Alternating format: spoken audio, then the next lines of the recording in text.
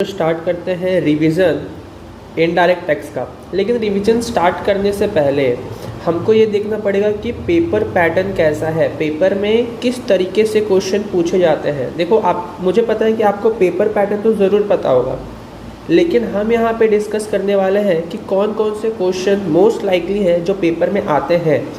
तो फर्स्ट यहाँ पे देखोगे कि आपको क्वेश्चन नंबर 1 जो है वो ऑब्जेक्टिव रहता है।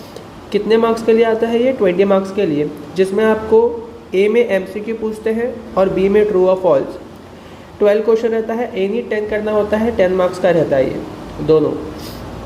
नेक्स्ट अगर मैं बात करूँ क्वेश्चन नंबर 2 में, तो प्रैक्टिकल्स रहते हैं और इसमें ज़्यादातर चांसेस क्या रहता है, जैसे मैंने एनालाइज किया पेपर को, कि ए आपको पूछेगा value of taxable and non taxable supply, जो आपको बताना होता है कि भैया बताओ टैक्सेबल है कि नॉन टैक्सेबल है। कितने मार्क्स का आता है ये? 10 मार्क्स का।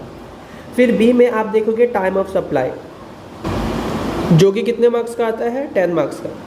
आपको ये दोनों ही करने हैं। बच्चे कभी कभी क्या करते हैं कि या तो ये कर देंगे ए या तो कर देंगे बी। ऐसा नहीं करना होता है, ये रॉन्ग है। आपको दोनों ही करने हैं। यहाँ पे एंड है, एंड मतलब कि आपको ये भी करना है और ये भी करना है। अब ये है इंग्लिश वाला और, मतलब कि क्वेश्चन नंबर 2 में या तो आप ये दोनों करो या तो आप ये दोनों करो। क्वेश्चन डिफरेंट होते हैं लेकिन टॉपिक सेम होता है। ये भी आपका है वैल्यू ऑफ टैक्सेबल सप्लाई और ये भी है आपका टैक्सेबल और नॉन टैक्सेबल सप्लाई, आपको बताना होता है।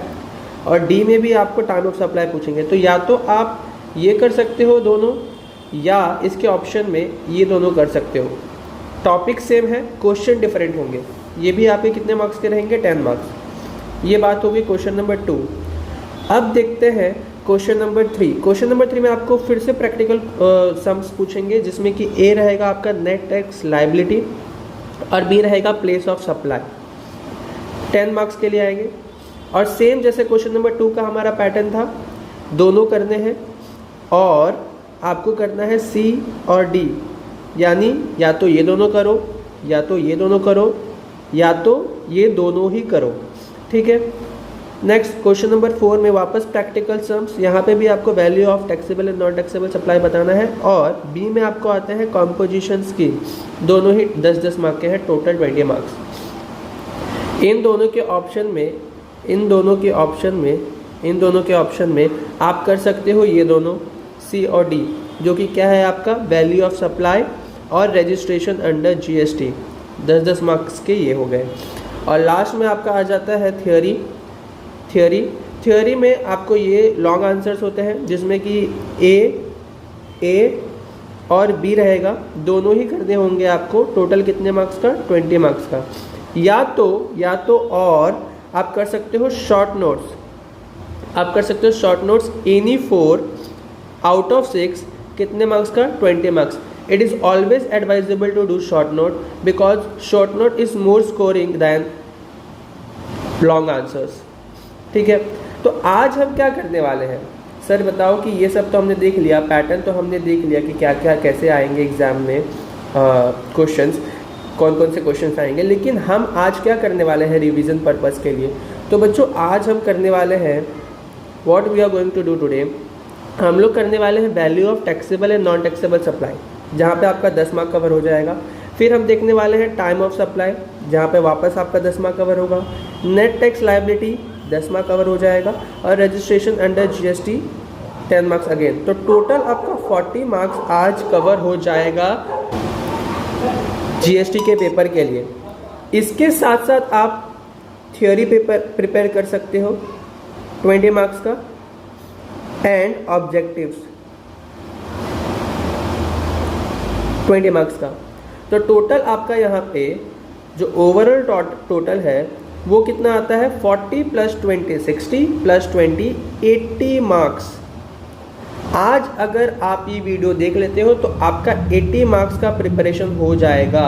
वो क्यों? क्योंकि कल आपका पेपर है और ये वीडियो मुझे लगता है कि मोस्टली 2 आवर्स के होंगे। ठीक है, 2 आवर्स, या मैं ट्राई करूँगा कि इसके आसपास से ख़त्म करने का, यानी कि अगर आप 2 घंटे भी आज दे देते हो तो आपका 80 मार्क्स कवर हो जाएगा। जिसने कुछ भी नहीं पढ़ा है, जो जॉब पे थे या फिर कोई क्लासेस नहीं लिया था जिन्होंने, और एकदम ब्लैंक है, वो इस वीडियो को देखे। शॉर्ट आपका 80 में से अगर आप 80 मार्क्स का अटेम्प्ट करके आते हो तो आपको 60 या 65 आ ही जाएगा। बस आपको क्या करना है, तो कोने में बैठ करके एक ईयरफोन लगाओ और सुनते रहो इस वीडियो को, ठीक है, इस लेक्चर को।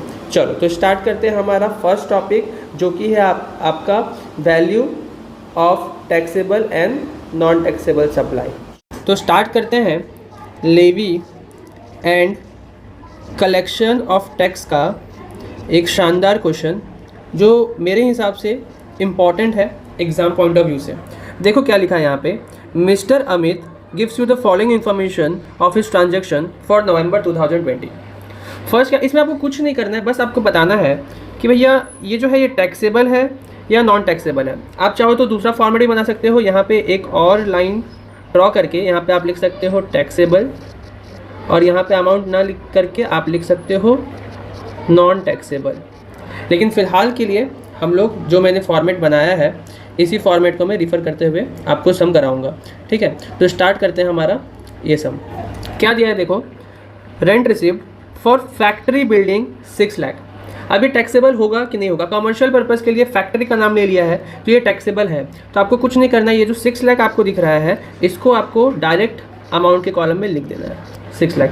Next, for machinery in factory 1,20,000, ये भी आपका क्या हो जाएगा, taxable. Next, for residential house 3 lakh. याद रखना बच्चों, ये जो रेसिडेंशियल अगर आ गया, अगर ये वर्ड आ गया रेसिडेंशियल, याद रखना है आपको, ये क्या रहेगा, नॉन टैक्सेबल। अगर रेसिडेंशियल वर्ड आ गया तो ये नॉन टैक्सेबल होगा हाउस के पर्पज़ में, ठीक है। अब नेक्स्ट देखो, अभी तुम बोलोगे कि सर आपने रेसिडेंशियल बोला था तो मतलब नॉन टैक्सेबल, लेकिन रेसिडेंशियल हाउस का कोई यूटेंशियल आ गया तो वो टैक्सेबल होगा। जैसे for furniture in residential house, furniture हो गया या कोई भी यूटेंसिल हो गया हाउस का, तो वो क्या हो जाएगा, आपका टैक्सेबल हो जाएगा। तो ये 80,000 आपका क्या है, टैक्सेबल। क्यों होता है, क्या नहीं होता है, कब होता है, ये सब अभी जानने के लिए नहीं बैठे, क्योंकि एग्जाम आपका बहुत ही नज़दीक है।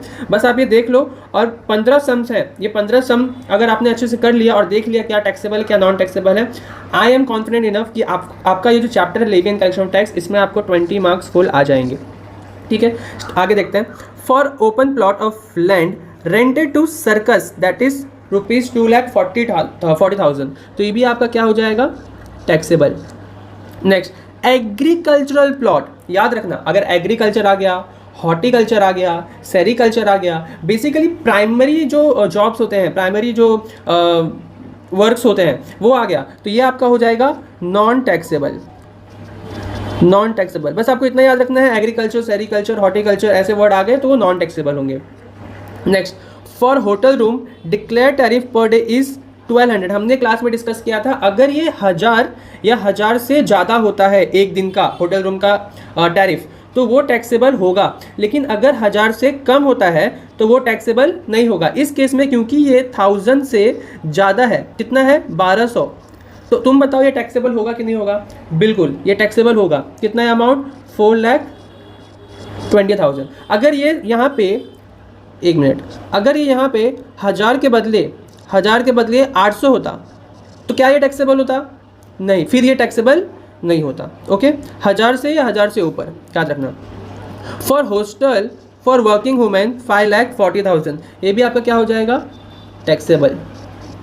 क्या क्या याद रखना है आपको नॉन टैक्सेबल में अभी फिलहाल के लिए, अभी तक का, एक तो रेसिडेंशियल हाउस, एक एग्रीकल्चरल प्लॉट, और यहाँ पे 1000 रुपये का जो हमने बात किया था, ठीक है। Next, for renting building to Saraswati high school. अब ये स्कूल का भी अगर बात आ जाए, स्कूल लिखा हो तो याद रखना है आपको कि ये क्या होगा, नॉन टैक्सेबल, नॉन टैक्सेबल होगा। मैं क्यों लिख रहा हूँ, नॉन टैक्सेबल, ठीक है।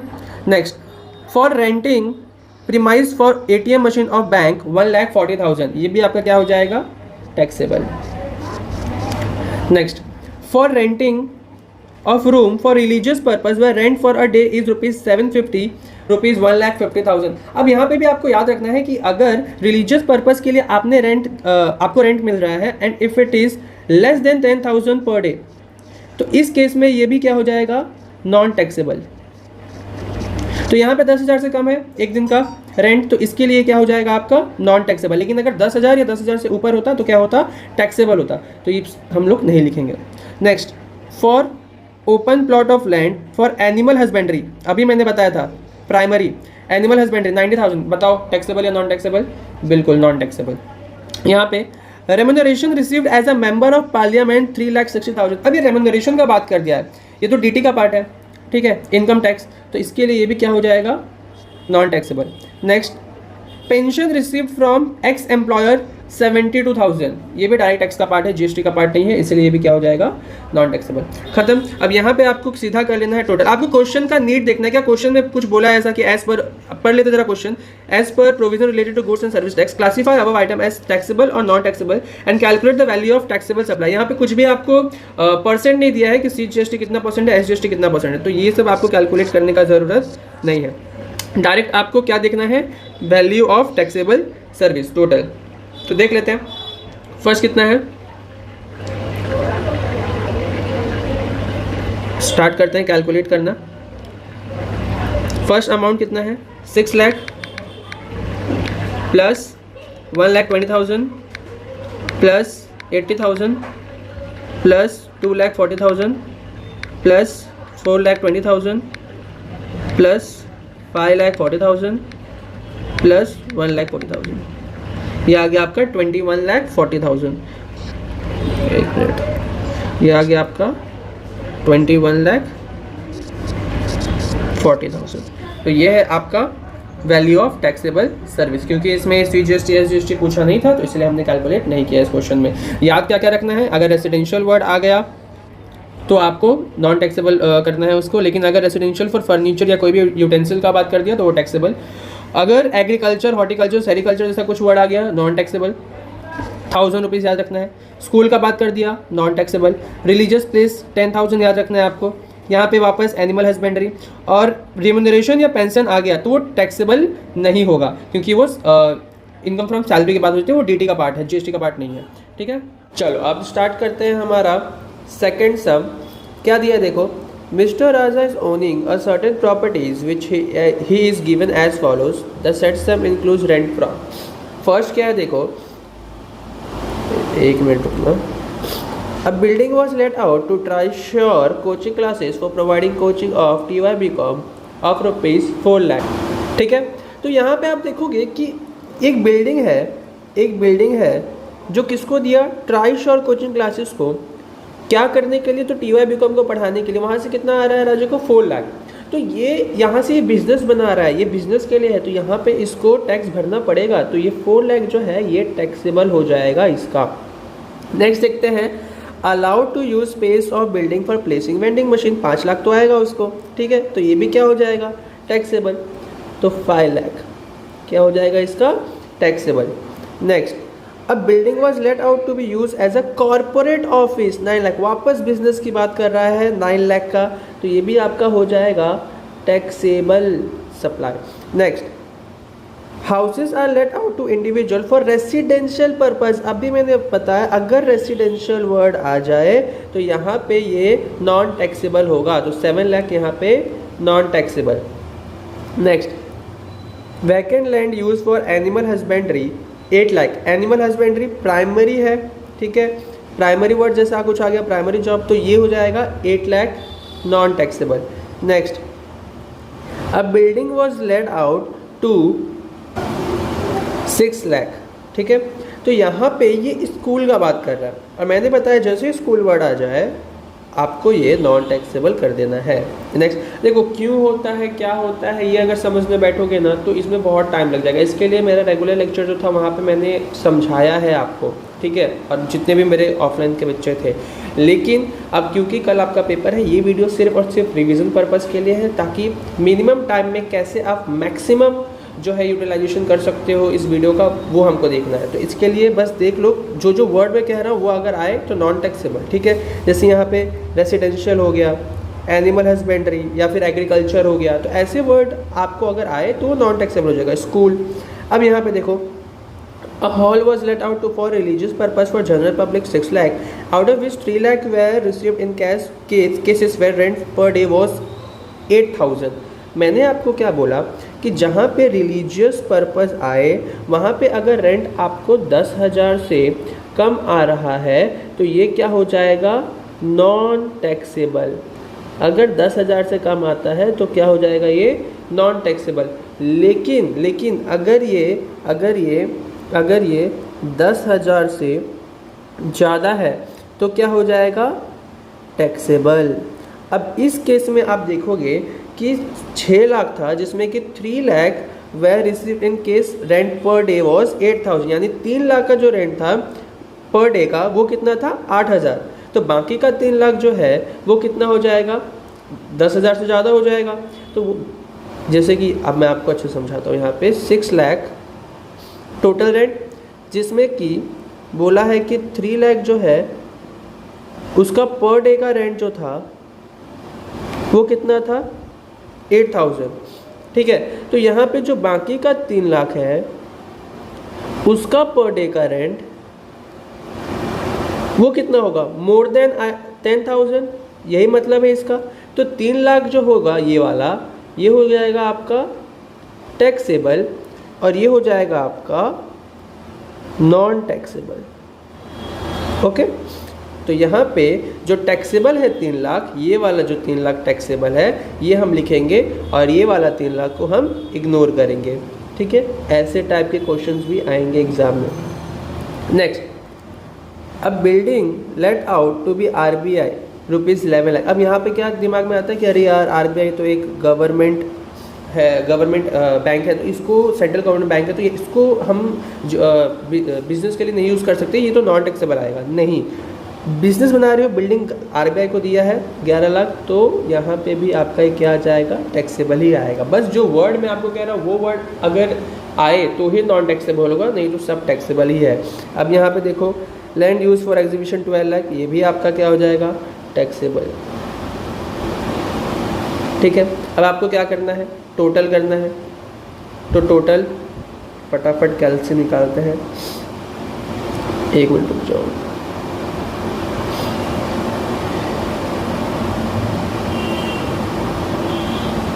इसको फटाफट हम करते हैं टोटल। चलो, ये है आपका 4 lakh plus 5 lakh plus 9 lakh plus 3 lakh plus 11 lakh plus 12 lakh, कितना आ रहा है ये आपका, 44 लाख। तो यहाँ पे मैं लिख लेता हूँ 44, 1 मिनट, 44 लाख। अब यहाँ पे आगे क्या बोला है देखो, compute the amount of goods and service tax payable by Mr. Raja assuming the rent is exclusive of GST in each case make suitable assumption। application rate of GST was 18%। अगर 18% है तो यहाँ पे CGST जो है वो कितना हो जाएगा, 9%, और SGST भी कितना हो जाएगा, 9%। तो हमको 44 लाख का 9% देखना है, वो आता है 3,96,000, 3,96,000 आ जाएगा CGST SGST। तो net total GST payable, total GST payable वो कितना आ जाएगा, 3,96,000 प्लस 3,96,000, यह आ जाएगा आपका 7,92,000। और यहाँ पे आपका ये सम कंप्लीट होता है। ठीक है, ये सम आपका कंप्लीट होता है। इसी के साथ हमारे चैप्टर भी कंप्लीट होता है। मैं हर एक चैप्टर से 2-2 सम लूँगा, आपको ये 2 सम को ही अच्छे से समझ के जानना होगा क्योंकि टाइम जो है वो बहुत ही कम है। आपको इसके बाद रिवीजन भी करना है, तो आप ये 2-2 क्वेश्चन को समझ लो, उसके बाद आप टेक्स्ट बुक उठाओ और उसमें आप क्वेश्चन करने के लिए ट्राई करो, पास लेके भी पेपर देखो। ठीक है, चलो अब नेक्स्ट चैप्टर पे जाते हैं। अब हम स्टार्ट करते हैं नेट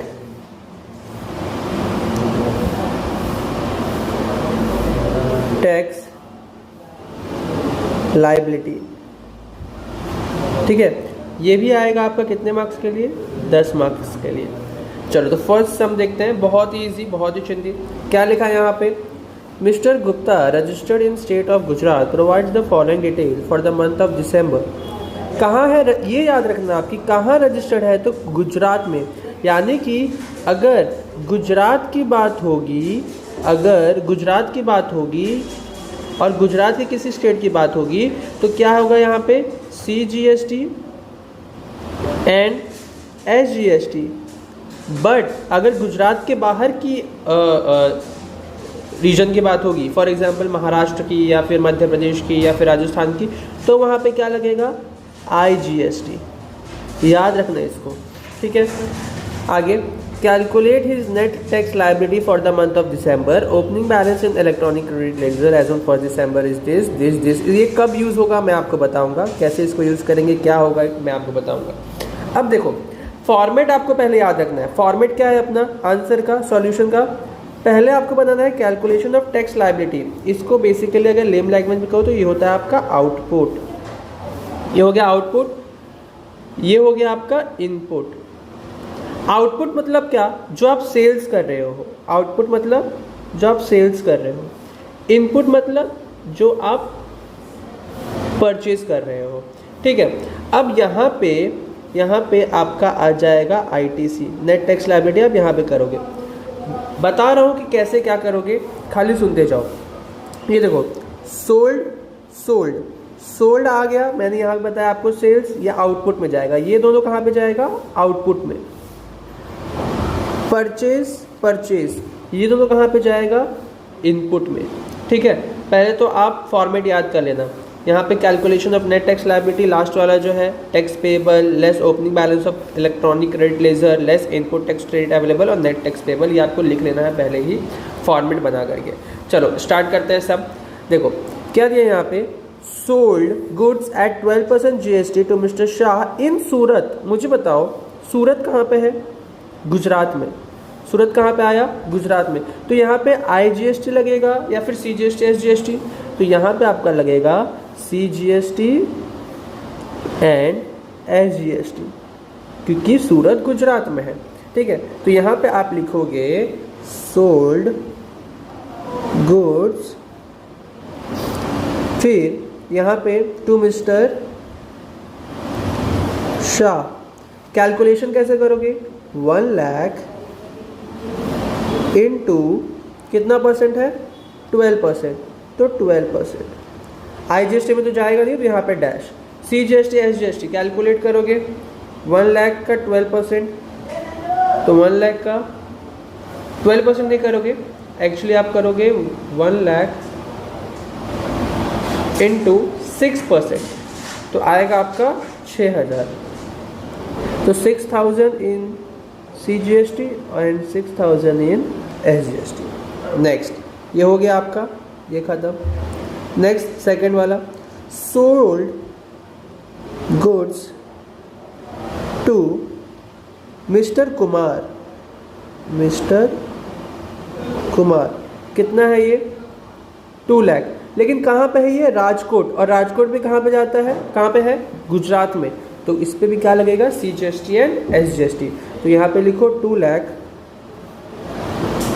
इंटू कितना परसेंट है? 5%। ये तो नील हो जाएगा IGST। तो 2 लाख इंटू 5% यानी कि 2.5 करेंगे हम। तो 2 लाख इंटू 2.5%, 5000। ये भी आ जाएगा आपका 5000 और यहाँ पे भी 5000। सोल्ड का हो गया। ये हो जाएगा आपका टैक्स पेबल। टोटल करोगे आप, टैक्स पेबल आपका कितना आएगा? 6 + 5 11,000, 6 + 5 11,000, ठीक है, डन। अब ये जो टैक्स पेबल आया है, इसको आपको लिख लेना है यहाँ पे CGST कॉलम में 11,000 और SGST कॉलम में 11,000। क्या यहाँ पे IGST में कुछ आया है? नहीं, तो IGST में आप करोगे नल। ये कैलकुलेशन का आपको इग्नोर करना है, ये आपको नहीं बनाना है, ओके, डन। अब आगे देखेंगे परचेज का। तो परचेज का मैंने आपको बोला कहाँ पे करना है इसको? इनपुट में। चलो लिखेंगे यहाँ पे परचेज गुड्स एट कितना है? 18% GST फ्रॉम अहमदाबाद। अहमदाबाद भी कहाँ पे आया? गुजरात में। तो यहाँ पे भी क्या लगेगा? CGST and SGST। तो यहाँ पे लिखोगे आप परचेज्ड गुड्स, ठीक है। अब यहाँ पे कैलकुलेशन में क्या हो जाएगा? 50,000 इनटू कितना परसेंट है, 18%। तो फिर आप करोगे 50,000 का 9%, 4,500। तो 4,500 जाएगा CGST और 4,500 जाएगा SGST। Next, purchase goods of at 5% GST from Baroda. तो ये वापस परचेज गुड्स कितना है, 70,000 इंटू 70,000 इंटू 5%, 5% बोला है, यानी कि हम करेंगे 2.5। तो 70,000 इंटू 2.5%, तो आएगा आपका 1750। तो यहाँ पे भी लिख दोगे आप 1750 एंड 1750, ठीक है। फिर आप यहाँ पे क्या कर लोगे, इनपुट, ये क्या हो जाएगा टोटल में, इनपुट टैक्स क्रेडिट। देखो ये जो है ना, ये वाला पार्ट, ये है आपका, ये जो अमाउंट आया है कि इतना आपको पे करना है, ये जो अमाउंट है आपका 11,000, इतना आपको पे करना है। और यहाँ पे जो टोटल आएगा ये आपका रहेगा कि कितना आपने पे किया है, ठीक है। इनपुट टैक्स क्रेडिट का मतलब होता है कितना आपने पे किया और कितना आपको पे करना है, ओके। चलो नेक्स्ट, तो जब आप इसको टोटल करोगे तो आएगा 6,250 और ये भी आएगा 6,250। नेक्स्ट, अब हम आ जाते हैं सेकंड। यहाँ पे देखो less input tax credit available, यहाँ पे आप लिख लो 6250। तो देखो आपने टैक्स पेबल लिख लिया है, ऐसे एरो आपको एग्जाम में नहीं करना है, मैं आपको समझाने के लिए यहाँ पे कर रहा हूँ। आपने लिख लिया है इनपुट टैक्स क्रेडिट अवेलेबल, बचा क्या है, तो opening balance of electronic credit laser. कहाँ पे है ये देखो यहाँ पे है। IGST में क्या है, नील, तो IGST को नील कर दो। CGST में क्या है 500, तो CGST 500। SGST में कितना है 400, तो SGST 400। इसको माइनस करना है, ये देखो लेस लिखा है, ये देखो लेस लिखा है, तो इसको भी माइनस करना है, ठीक है। तो अब हम नेट टैक्स पेबल निकालेंगे। तो 11,000 है, तो करेंगे यहाँ, लिखेंगे यहाँ पे 11,000 माइनस पहले है 500 और फिर है 6,250। तो 11,000 माइनस 500 माइनस 6,250 कितना आ गया, 4,250। यहाँ पे लिखोगे आप 4,250 एंड यहाँ पे भी 4,250 और इसी के साथ आपका ये सम खत्म होता है। आगे आपका net tax payable, that's it, done. इतना ही करना है ऐसे क्वेश्चंस में, ठीक है। एक और क्वेश्चन लेंगे हम जो कि थोड़ा सा इससे अपर लेवल का रहेगा। देखेंगे सेकंड सम क्या दिया है, जरा दिखता है। Mrs Sangeeta registered in state of Maharashtra, again Maharashtra पे इम्पोर्टेंस देंगे। Provide the following details for the month of July, calculate her net tax liability for the month of July, opening balance in electronic credit ledger as on 1 July. ये आपको पता है, last में करते हैं हम। चलो सोल्ड यानी कि कहाँ जाएगा, यहाँ पे ये वाले फॉर्मेट में। परचेज कहाँ पे जाएगा, कौन से फॉर्मेट में, यहाँ पे इनपुट में, ठीक है। उसके बाद हमको ध्यान क्या देना है, महाराष्ट्र पे। अगर महाराष्ट्र के अंदर सर्विसेज प्रोवाइड कर रहे हैं या सर्विसेज ले रहे हैं तो यहाँ पे क्या आ जाएगा आपका CGST और SGST। अगर आउटसाइड है तो क्या आ जाएगा IGST, ठीक है। चलो स्टार्ट करते हैं लिखना। सोल्ड गुड्स, अब मैं यहाँ पे थोड़ा सा शॉर्टकट यूज़ करूँगा, आपको नहीं करना है, आपको पूरा लिखना है। आपको यहाँ पे पूरा लिखना है। क्या लिखना है, ऐसे sold goods to mister Amit in Jodhpur. ये नहीं लिखोगे तो भी चलेगा, जो एट 5% GST, ये अगर यहाँ पे नहीं लिखोगे तो भी चलेगा, लेकिन आपको पूरा लिखना है। मैं शॉर्टकट लिख रहा हूँ, ठीक है। सोल्ड गुड्स कैलकुलेशन में कितना, 12 लाख, तो 12 लाख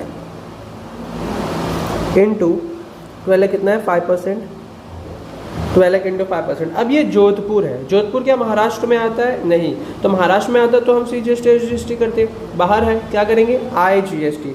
तो 12 लाख का 5%, 12 लाख का 12 लाख का 5%, कितना है 60,000। तो 60,000 कहाँ जाएगा, IGST के कॉलम में, CGST नहीं, SGST नहीं। अगेन सोल्ड गुड्स, ठीक है, ये कहाँ पे ये हुआ है 12% GST, मुंबई में। तो मुंबई कहाँ है, महाराष्ट्र में ही है। तो 11 लाख इंटू कितना परसेंट, 12%। यहाँ पे IGST तो नहीं आएगा, क्या आएगा, CGST और SGST। तो 11 लाख का 6%। तुम लोग बोलोगे कि सर 12% दिया है तो आपने 6% क्यों किया, CGST SGST दोनों प्लस करके वहाँ पे 12% दिया है। तो अपने को एक चाहिए, 66,000 आया, 66,000 आपका हो जाएगा CGST और 66,000 हो जाएगा आपका SGST। बहुत बेसिक सी चीज़ है ये। अभी next, purchase goods at 12%। Purchase मतलब इनपुट, यहाँ पे ये वाले कॉलम में आएगा। तो लिखते हैं परचेज गुड्स, कैलकुलेशन में कितना 50,000 इनटू कितना परसेंट, 12%।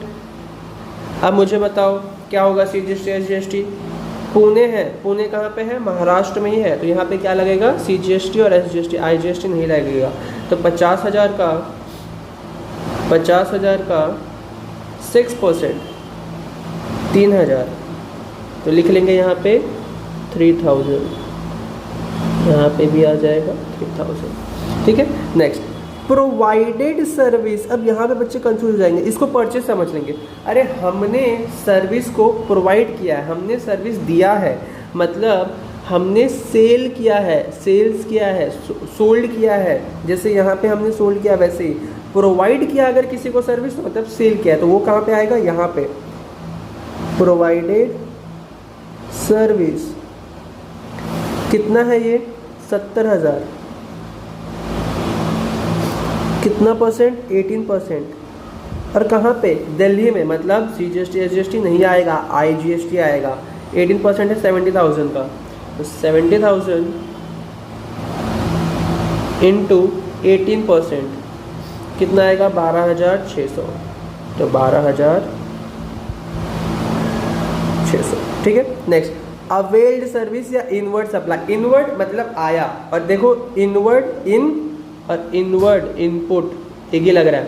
अवेल्ड सर्विस मतलब मुझे सर्विस मिला है, मैंने परचेज किया है। तो यहाँ पे लिखना है अवेल्ड सर्विस। अवेल्ड सर्विस कितना है ये, 3 लाख। 3 लाख कितना परसेंट, 5%। और कहाँ पे किया है, सूरत में। Is Surat in Maharashtra? No, it is in Gujarat. So what we have to do? We have to calculate it in IGST, not in CGST और SGST. तो कितना परसेंट है, 3 लाख। 3 लाख का कितना, 5%। तो चलो कैलकुलेट करते हैं। 3 लाख का 5%, 15,000। So 15,000 that we have to write in IGST का कॉलम, 15,000, ठीक है।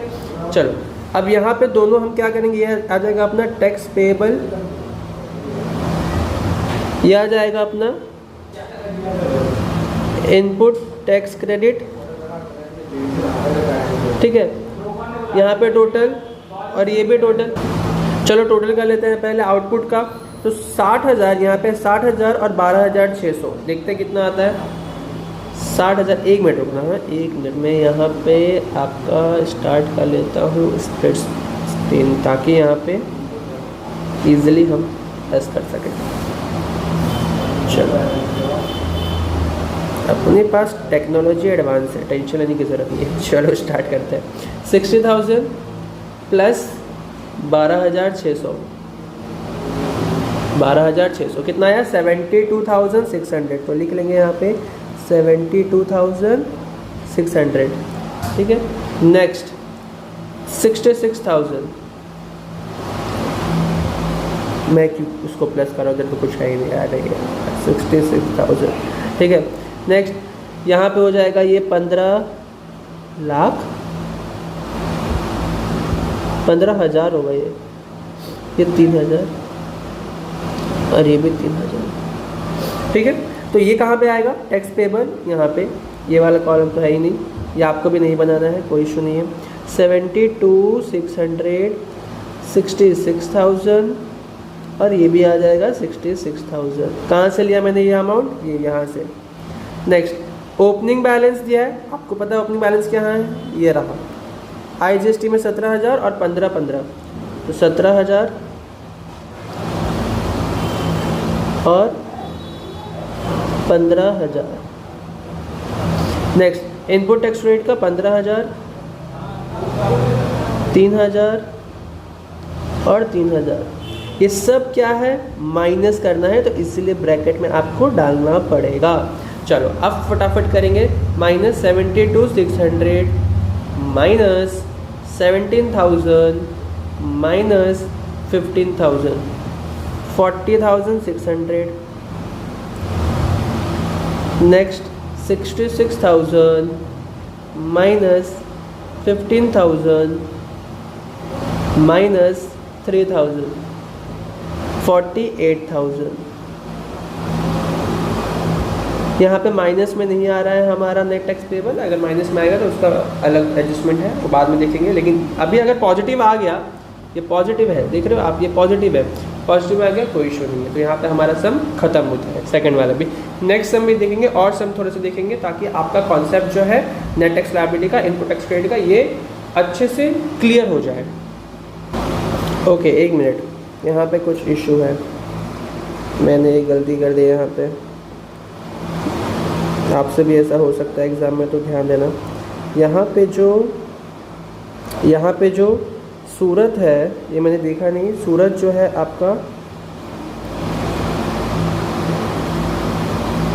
प्रोवाइडेड सर्विस, हाँ यहाँ पे ये नासिक जो है ये आपका आएगा महाराष्ट्र में, तो यहाँ पे आपका लगेगा CGST और SGST, IGST नहीं लगेगा। IGST कैसे लगेगा यहाँ पे, तो 1,50,000 का कितना परसेंट है, 18%, यानी कि 9% हमको करना है, तो 13,500 आएगा, 13,500। और यहाँ पे भी इसको रफ करके कितना आ जाएगा, 13,500। अब प्लस करेंगे अगर, तो 66,000 प्लस 13,500 तो आएगा 79,500। थोड़ा सा मिस्टेक हो गया यहाँ पे, 79,500। आपसे भी हो सकता है एग्ज़ाम में, तो आपको थोड़ा सा कॉन्सेंट्रेट होकर करना है। 79,500, ओके। और यहाँ पे भी इसको करेक्ट कर लेंगे, कितना हो जाएगा 79,500, तो 79,500 और यहाँ पे भी 79,500। अब अगर हम माइनस करेंगे 79,500 माइनस कितना है 15,000 माइनस 3,000, तो हमारा सम आएगा 61,500। तो यहाँ पे हम लिख लेंगे 61,500 और यहाँ पे भी 61,500। अब राइट है, बस इतना सा इशू था। आप भी देख लेना, क्लियर कर लेना इसको, और आप भी ऐसे ही एग्ज़ाम में अगर क्वेश्चन कुछ गलत हो जाए तो एक बार चेक भी कर लेना, ठीक है, गो थ्रू कर लेना एक बार और, ओके। चलो स्टार्ट करते हैं एक और शानदार सम। क्या है ये देखो, 8 सम मैंने लिया है। Mistress Prem developers registered in state of Karnataka. वापस से हमको क्या ध्यान देना है, कर्नाटका। क्या है ये, provides following details of the month of April, calculate its tax liability for the month of April, opening balance in electronic trade ledger। ये सारी चीज़ें हैं, हमको देखना है सोल्ड में क्या क्या है। तो फर्स्ट है आपका sold goods at 12% GST to Deepak in Bihar, तो लिख लेते हैं बिहार डायरेक्ट। अब मैं बहुत शॉर्टकट यूज़ करूँगा, ठीक है, आपको समझना पड़ेगा थोड़ा। 11 लाख इनटू कितना परसेंट, 12%। अब बिहार और कर्नाटका, ठीक है, यहाँ पे क्या लगेगा IGST। चलो तो कैलकुलेट करेंगे इसको। वापस से मैं स्टार्ट कर लेता हूँ ज़रा split screen. We are very technology oriented you know, तो थोड़ा सा टेक्नोलॉजी का हम उपयोग करते हुए यहाँ पे। चलो कितना है ये, 11 लाख इनटू IGST है कितना परसेंट, 12%, तो 12 1,32,000, 1,32,000। CGST में कुछ नहीं, SGST में कुछ नहीं। Next, sold goods 18% Rajasthan, Karnataka में नहीं, यहाँ पे भी क्या लगेगा, IGST। तो लिख लेंगे यहाँ पे 16 लाख राजस्थान, कितना हो जाएगा, 16 लाख इंटू कितना परसेंट, 18%। तो 16 लाख इंटू 18%, 2,88,000, 2,88,000। CGST में कुछ नहीं, SGST में कुछ नहीं। अगेन परचेज गुड्स, अब परचेज बोला तो यहाँ पे आ जाएगा परचेज गुड्स 5% महाराष्ट्र, ये क्या है, कर्नाटका, क्या लगेगा यहाँ पे, IGST। ठीक है, 7 लाख, तो महाराष्ट्र लिख लेता हूँ, 7 लाख इंटू 5%, तो 7 लाख इंटू 5%, 35,000। CGST में कुछ नहीं, SGST में कुछ नहीं। देन अगेन कर्नाटका, तो क्या लग जाएगा यहाँ पे, SGST एंड CGST। 5 लाख है, परचेज किया है, तो 5 लाख इंटू कितना है, 28%। कहाँ पे, कर्नाटका में, तो 5 लाख 28% डिवाइड बाई 2, आप ऐसे करके देख सकते हो, इजी है ये। तो 5 लाख इंटू 14%, 70,000 CGST और SGST, 70,000। Next, provided service, again service हमने प्रोवाइड किया है, वेस्ट बंगाल, क्या लग जाएगा यहाँ पे, IGST, कितना, 10 लाख, तो 10 लाख इंटू 18%। मैं अगेन कह रहा हूँ, यहाँ पे आपको लिखना पड़ेगा ये वर्ड्स, आपको यहाँ पे लिखना पड़ेगा ऐसे, provided services to Amit Shah in West Bengal, ऐसे आपको लिखना है यहाँ पे। ठीक है, मैं नहीं लिख रहा हूँ, टाइम को ज़्यादा वेस्ट ना हो पाए इसलिए। ठीक है, 10 लाख इंटू क्या लगेगा यहाँ पे, वेस्ट बंगाल है, IGST कितना है, 18%, 1,80,000। CGST में कुछ नहीं, SGST में कुछ नहीं। अगेन प्रोवाइडेड सर्विस 12%, बैंगलोर कहाँ पे आता है, कर्नाटका में ही आता है, इनफैक्ट कैपिटल है। तो फिर यहाँ पे क्या लगेगा, IGST कितना percent, sorry CGST and SGST कितना परसेंट है ये, 12%, तो 14 लाख इंटू 12%, यहाँ पे कुछ नहीं, 14 lakh into 6%, 84,000 and 84,000। Next, avail service हमने लिया है, कहाँ से, आसाम, गुजरात, तो ये दोनों में क्या आ जाएगा, IGST। यहाँ पे कितना है, 2 लाख और ये 1 लाख, तो 2 लाख कितना परसेंट है ये, 18%, और 1 लाख भी 18%, कितना हो जाएगा, 2 लाख इंटू 18%, 36,000, और यहाँ पे 1,18,000 आएगा, लेकिन आपको समझाने के लिए आप रिस्क मत लेना, कर लेना 18,000। ठीक है, अब करेंगे यहाँ पे टोटल अगर हम करते हैं तो यहाँ पे आपका आता है IGST कितना आ रहा है, 1,32,000 प्लस 2,88,000 प्लस 1,80,000, 6 लाख। IGST आ रहा है आपका 6 लाख, CGST 84,000 और SGST भी 84,000। टैक्स पेबल में जाओगे, ये कॉलम नहीं है, IGST में 6 लाख, CGST 84,000 और SGST भी 84,000। डन। ओपनिंग बैलेंस देखेंगे यहाँ पे 1,20,000, 1,04,000, तो 1,20,000,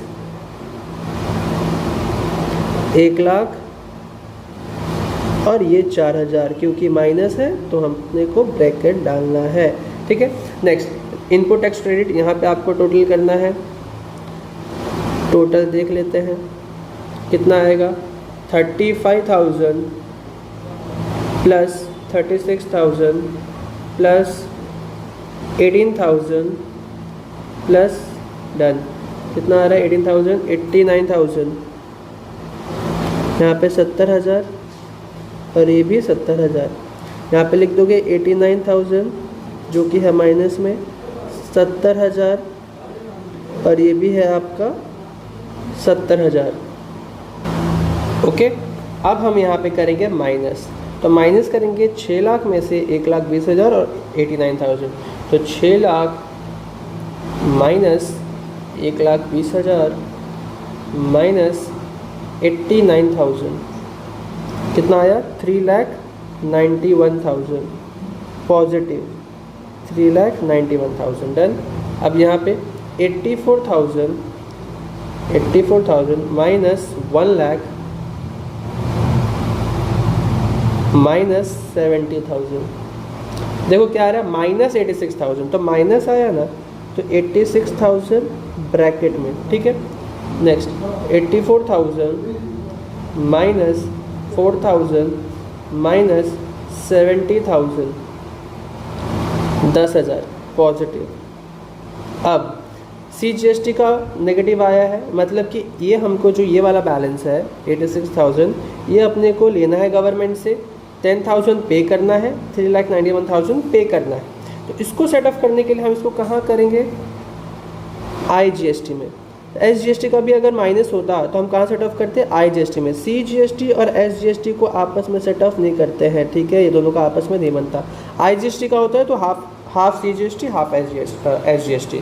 तो 86,000 को हम माइनस कर देंगे यहाँ पे, ये हो जाएगा आपका नील, और 86,000 को अगर हम यहाँ पे माइनस करेंगे तो ये आएगा 3,91,000 माइनस 86,000, जो कि आएगा 3,05,00, और ये आ जाएगा आपका कुछ नहीं यहाँ पे, तो 10,000।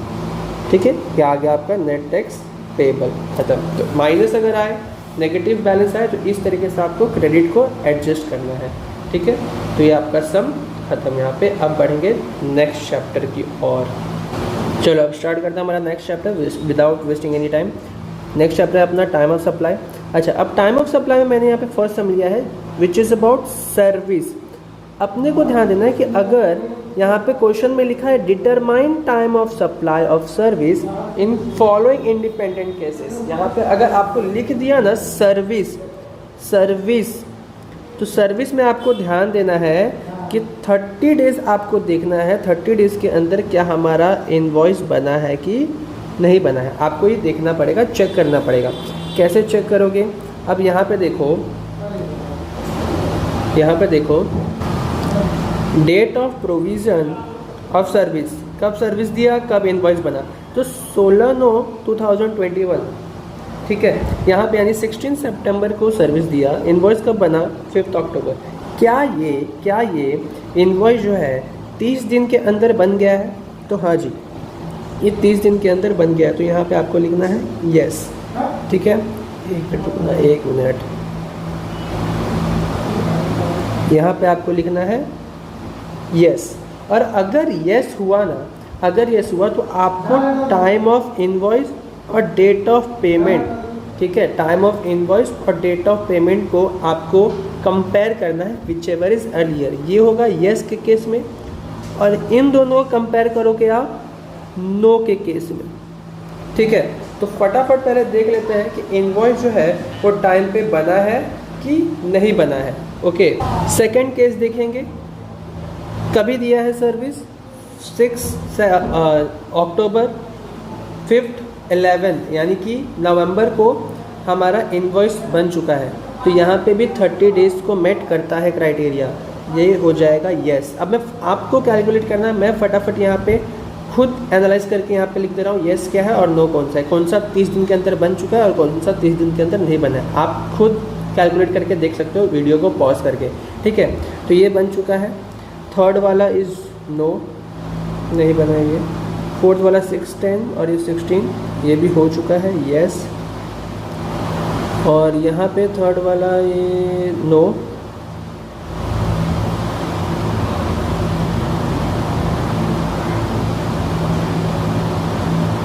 ये हो जाएगा आपका नो।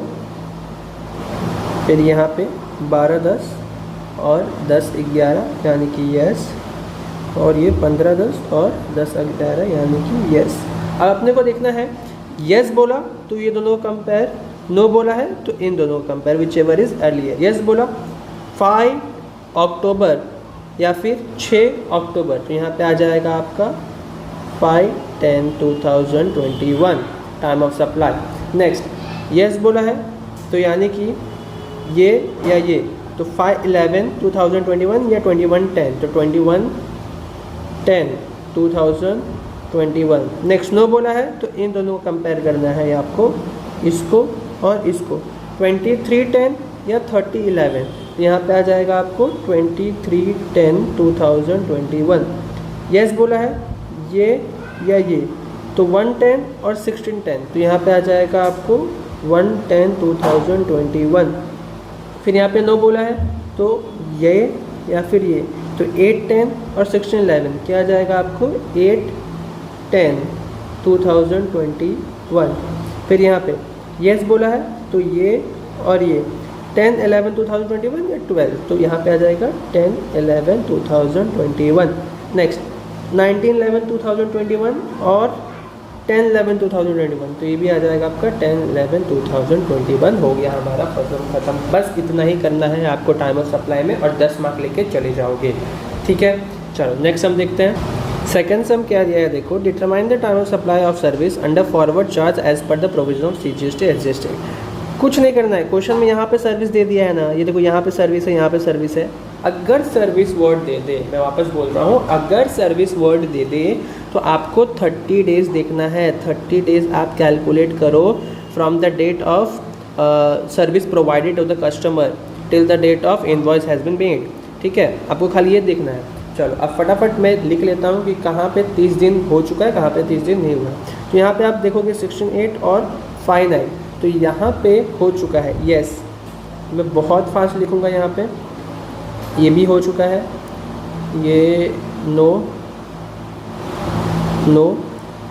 ये आपका हो जाएगा यस, ये भी नहीं, ये हो जाएगा आपका नो, ये भी नो है, ये भी नो है, और लास्ट वाला है आपका यस।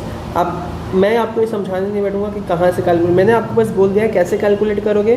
तो यहाँ से आप कैलकुलेट करोगे 16/8 से 5/9 तक। 16 जो ये 16 है ना, इसको आप छोड़ दोगे और 17 से ऐड करोगे, ठीक है। 17 से स्टार्ट करोगे। चलो अब अगर मैंने बोला था कि यस रहेगा तो इन दोनों को कंपेयर, और नो रहेगा तो इन दोनों को कंपेयर, ठीक है। तो यहाँ पर अगर हम कंपेयर करेंगे इन दोनों को, तो आपका जो अर्लियर डेट है वो आएगा 05/09/2022। यहाँ पे अगर हम कंपेयर करेंगे तो आएगा 21/09/2022। कहाँ पे किसको कंपेयर किया है यहाँ पे, इसको और इसको। नेक्स्ट नो यानी कि ये और ये, तो क्या आ जाएगा इसमें 12/09/2022। यहाँ पे यस है तो 01/09/2022। ये भी नो है, ये नो है, तो यहाँ पे आ जाएगा आपका 18/09/2022। ये आ जाएगा आपका 20/09/2022। ये नो है यानी कि इसको और इसको। तो अर्लियर क्या है 24/9/2022। आपको मंथ भी देखना है, ये जो मंथ है यहाँ पे ये अक्टूबर है, यहाँ पे ये सितंबर है, तो कौन सा पहले आएगा, सितंबर पहले आएगा, सिर्फ डेट नहीं। कुछ बच्चे सिर्फ डेट ही देख लेते हैं कि यहाँ पे 22 है तो फटाक से लिख देते हैं 22, यहाँ पे तो 24 है, नहीं मंथ भी देखना है आपको। नेक्स्ट ये यस है तो 05/09 2022 हो गया आपका टाइम ऑफ सप्लाई डन। अब यहाँ पे एक और शानदार शर्म है अपने पास। अच्छा, अब इससे पहले जो हमने देखा था वो सर्विस का था। ये क्या है? When there is no movement of goods. जब ऐसा लिखा हो when there is no movement of goods, no movement of goods, तो यहाँ पे आपको ये जो date of receipt of payment है इसको इग्नोर करना है। आपको सीधा का सीधा कंपेयर कर देना है डेट ऑफ इनवॉइस और date on which goods are made available. आपको सिर्फ और सिर्फ देख लेना है कि इन दोनों में से कौन सा अर्लियर है और वही डेट आपका क्या हो जाएगा, टाइम ऑफ सप्लाई। ठीक है, जैसे कि इस क्वेश्चन में आप देखोगे कि 7/12/2021 और 30/12/2021, इसमें से आपको देखना है कौन सा पहले है, विच एवर इज अर्लियर। तो whichever is earlier is 7/12/2021, तो अपना टाइम ऑफ सप्लाई भी क्या हो जाएगा 0/12/2021। इन दोनों को कंपेयर करेंगे तो कौन सा है 24/2, 16/11, 26/11, 16/11, 22/2, 28/2, तो 22/2। अच्छा, यहाँ पे मैं इतना फटाफट क्यों कर रहा हूँ, क्योंकि यहाँ पे आपको ईयर भी ध्यान देना है। 2021, 21, 21, यहाँ पे भी 21 है। अब यहाँ पे 25/1 और 26/1 2022, ये 22 है, 22 है, तो 25 हो जाएगा। 21/21 और 7/3 है और 23/2, तो ये हो जाएगा टाइम ऑफ सप्लाई। जो टिक किया है वो सारे आपको टाइम ऑफ सप्लाई यहाँ पे आपको लिख देना है। ओके, अब यहाँ पे देखेंगे 7 सम क्या दिया है, find the time of supply in following cases as per the provision of the. अब यहाँ पे यह है involving payment made to supplier. अगर क्वेश्चन में ये नहीं देता है लेकिन आपको ये दोनों चीज़ दे रहा है, क्रेडिट इन बैंक अकाउंट और पेमेंट इन सप्लायर्स बुक्स, तो वैसे तो ये दोनों कोई काम का नहीं है हमारे लिए, लेकिन अगर ये दोनों देता है तो आपको समझ जाना है कि ये इसी केस से रिलेटेड है, involving payment made to the supplier. तो आपको इसका सॉल्यूशन जो है वो कैसे करना है, तो आपने सीरियल नंबर लिखा, डेट ऑफ रिमूवल को एज इट इज कॉपी कर लिया, last date for issue of invoice copy कर लिया, और टाइम ऑफ सप्लाई ये दोनों आपको कॉपी नहीं करना है। ये दोनों सिर्फ और सिर्फ समझने के लिए है कि अच्छा ये क्वेश्चन जो है कौन सा है, involving payment made to the supplier, इसका है। इसमें आपको इन दोनों को कंपेयर करना है which ever is earlier. For example 12/5, 11/5, तो यहाँ पे क्या आ जाएगा 11/5/2021। अब मैं यहाँ पे करने नहीं बैठूंगा, आप यहाँ पे वीडियो को पॉज करके लिख सकते हो। ठीक है, नेक्स्ट हम देखेंगे। अब यहाँ पे अगर मैं बात करूँ तो ये क्वेश्चन है continuous supply of goods. Continuous supply of goods very easy. अगर आपको ये 3 चीज़ दिया है, date of invoice, date of statement of account और date of receipt of payment, ठीक है, ये 3 चीज़ दिया है, तो आपको सिर्फ और सिर्फ देखना है कि इन तीनों में से विच एवर इज अर्लियर। जैसे यहाँ पे अगर मैं बात करूँ 15/11, 6/11, 10/11, तो यहाँ पे क्या आ जाएगा 6/11/2021। यहाँ पे अब दिया है 04/10, 04/10, 06/10, तो इन दोनों में से ये वाला हो जाएगा 04/10। आपको लिखना है क्या, कौन सा ले रहे हैं हम, डेट ऑफ इनवॉइस या date of statement of account, नहीं, सीधा आपको लिख देना है 04/10/2021। इसी तरीके से आपको तीनों को कंपेयर करना है और जो भी पहले आया whichever is earlier that you have to write in time of supply column, that's it. अब यहाँ पे ये जो टाइम ऑफ सप्लाई है इसका है आपका condition when supply of goods on approval basis. अब अगर अप्रूवल बेसिस हुआ, क्वेश्चन में दे दिया अप्रूवल बेसिस, तो आपको कुछ नहीं करना। अच्छा, अगर ये नहीं दिया तो कैसे फाइंड आउट करोगे कि ये अप्रूवल बेसिस का ही है। आपको डेट ऑफ रिमूवल दिया होगा, extra acceptance by recipient, date of receipt of payment दिया होगा। तो यहाँ पे आपको क्या करना है, डेट ऑफ रिमूवल से 6 मंथ्स कैलकुलेट करने हैं। 6 मंथ्स, कितने मंथ्स, 6 मंथ्स। फॉर एग्जाम्पल 12/12/2021, अगर यहाँ से आप कैलकुलेट करोगे 6 मंथ्स तो कितना हो जाएगा 13/06/2021। ठीक है, 12 यानी कि आपका दिसंबर हो गया, जैन, फेब, मार्च, अप्रैल, मई और ये जून। ठीक है, अब यहाँ पे आपको जिस मंथ में ये है उसको कैलकुलेट नहीं करना है, तो 1, 2, 3, 4, 5, 6, ठीक है, तो ये आपका कब हो जाएगा जून। जून का कब 12 है तो एक दिन एक्स्ट्रा लेना है, कब हो जाएगा 13। ठीक है, तो ये इस तरीके से आपको कैलकुलेट करना है। ठीक है, जैसे यहाँ पे है 1512 तो क्या हो जाएगा 16/6/2022 हो जाएगा, 21 है 22 हो जाएगा। फिर यहाँ पे 16 है तो क्या हो जाएगा 17/06/2022। यहाँ पे 20 है तो 21/06/2022। यहाँ पे 21 है तो 22/06/2022। यहाँ पे 25 है तो 26/06/2022। अब कुछ नहीं करना है, इसका काम हो गया हमारा। इसको अपने को देखना ही नहीं है, एक्सेप्टेंस बाय रेसिपिएंट को। डेट ऑफ इनवॉइस यहाँ से कॉपी कर लिया, ये अपना हो गया। Date of receipt of payment यहाँ से कॉपी कर लिया, और ये तीनों को आपको कंपेयर करना है विच एवर इज अर्लियर। तो 16/7, 13/6, 25/7। अब बताओ इसमें से कौन सा अर्लियर होगा? तो ऑफकोर्स 13/06/2022। बस इस तरीके से आपको तीनों कंपेयर करके यहाँ पे लिख देना है। कौन से केस में? अप्रूवल बेसिस के केस में।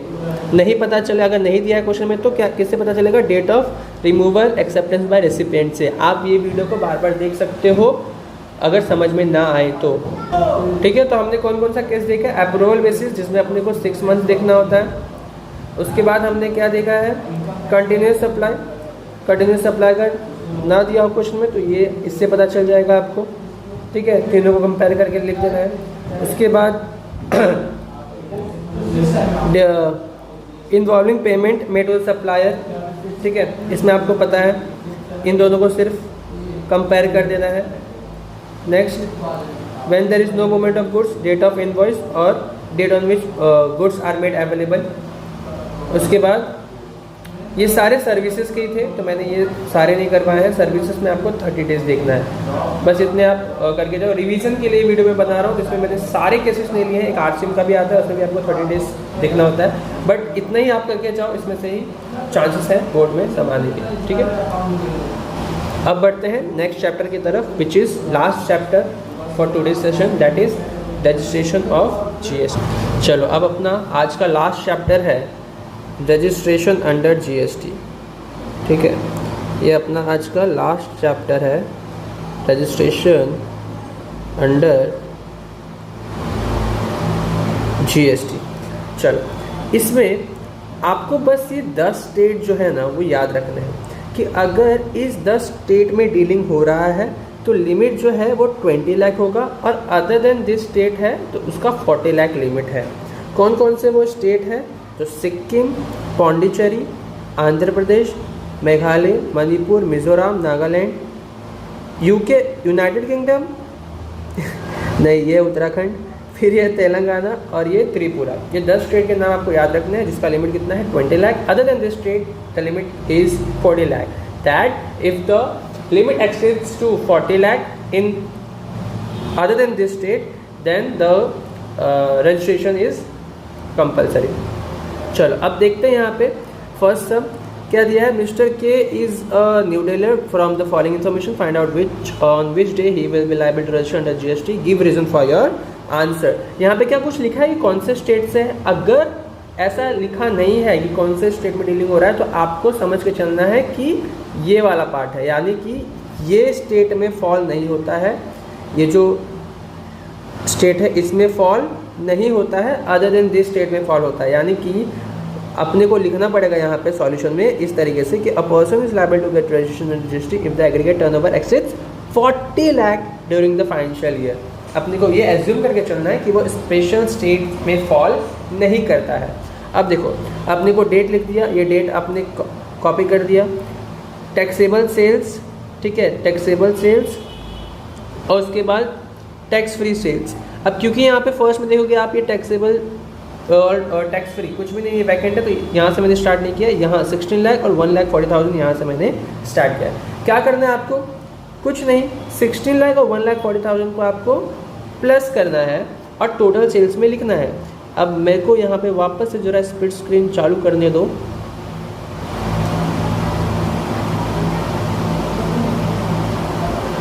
यहाँ पे मैं ले लेता हूँ कैलकुलेटर, और अब हम देखेंगे क्या है टोटल सेल्स।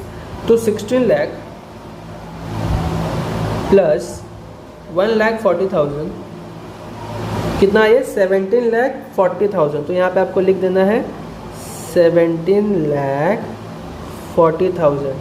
नेक्स्ट 5 लाख और 11 लाख कितना आ जाएगा, ये 16 लाख, ये तो ऐसे ही हो जाएगा। नेक्स्ट 1 लाख और 4 लाख तो ये आ जाएगा आपका 5 लाख। नेक्स्ट 5 लाख और 1,50,000 6 लाख 50,000। नेक्स्ट 3 लाख और 1 लाख 4 लाख। नेक्स्ट आपका 50 और 15 65,000। 10 लाख और 10,000 10 लाख 10,000। उसके बाद 3 लाख 20,000 प्लस 20,000 3 लाख 40,000। तो ऐसे ही हो रहा है, कैलसी की तो ज़रूरत भी नहीं पड़ी। अब पढ़ेंगे, देखो अब यहाँ पे आपको क्यूमुलेटिव सेल्स निकालना है। बचपन में हम निकालते थे क्यूमुलेटिव सेल्स। क्या होता है क्यूमुलेटिव सेल्स, देख लो, समझाने नहीं बैठूंगा, बस ये आपको सेम लिख देना है 17,40,000। ठीक है, 17,40,000 आपने लिख दिया। अब 1 मिनट रुकना ज़रा, 17,40,000। अब 17,40,000 में प्लस करोगे 16 लाख तो कितना आएगा, 17,40,000 प्लस 16 लाख कितना आ गया, 33,40,000। तो यहाँ पे आपको लिख देना है 33,40,000। ठीक है, अब 33,40,000 में आप प्लस करोगे 5 लाख तो लिख देना है 33,40,000 प्लस 5 लाख